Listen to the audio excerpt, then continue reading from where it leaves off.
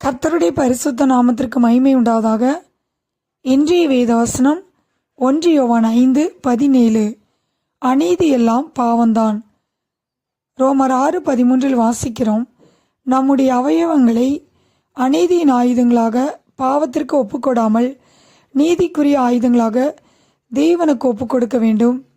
அநீதி சர்வ வல்லவருக்கு தூரமாய் இருக்கிறது என்று யோபு 34:10 வாசிக்கிறோம்.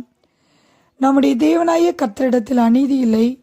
அநியாயத்துக்கு நாம் கையை விலக்கி அவருடைய நியாயங்களை கை கொண்டால் நாம் பிழைப்போம். அப்போஸ்தலர் 1:18 வாசிக்கிறோம், யூதாஸ் காரியோத் அநீதித்தின் கூலியினால் அவன் ஒரு நிலத்தை சம்பாதித்து தலைகளாக விழுந்தான். அவன் வயிறு வெடித்து குடல்களெல்லாம் சரிந்து போயின.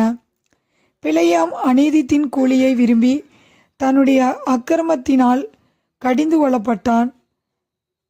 நம்முடைய வாழ்க்கையில் அநியாயத்தை விதைக்கும்போது நாம் வருத்தத்தை அறுப்போம். உபாகம் 25:16 வாசிக்கிறோம், அநியாயம் செய்கிறவர்கள் தேவனுக்கு அருவருப்பானவர்கள் என்று. நாம் சத்தியத்தை விசுவாசியாமல் அநீதியில் பிரியப்பட்டால் ஆக்கணிக்குள்ளாவோம்.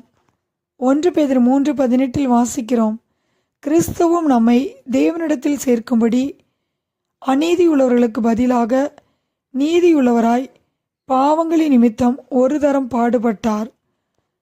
நாம் அநியாயமான காரியங்களை வெறுத்து நீதியாக வாழ வேண்டும்.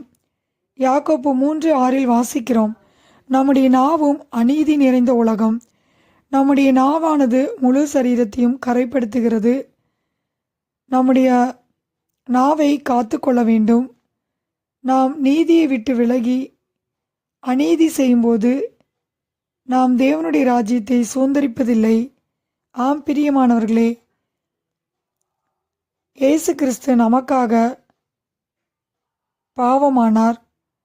நம்மை நீதிமானாய் மாற்றும்படியாக அவர் தம்முடைய சரீரத்திலே பாவத்தை சுமந்தார்.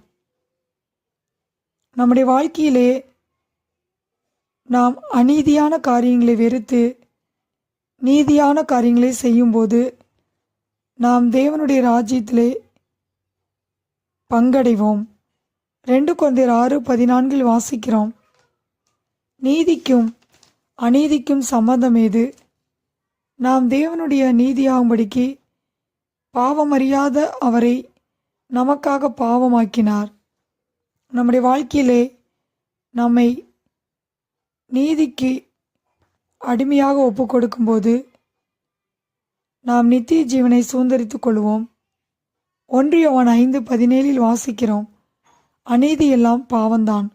கர்த்தர்தாமே இந்த வார்த்தையை ஆசீர்வதிப்பாராக. ஆமேன்.